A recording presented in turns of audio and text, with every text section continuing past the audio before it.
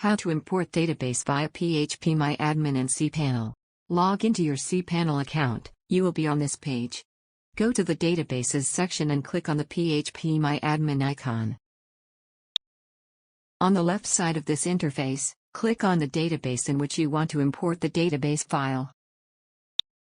A window opens on the right side.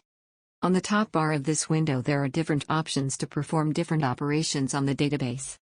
Go and click on the Import option. Some boxes are already checked to complete the import process. You may uncheck them as per your requirements. SQL format is already selected. Either you can drag and drop the file or you can browse your computer. Let's click on the Browse button. It opens a browsing window for the computer. Go and click on the file you want to upload. Click on the Open button. Here shows the name of the selected file.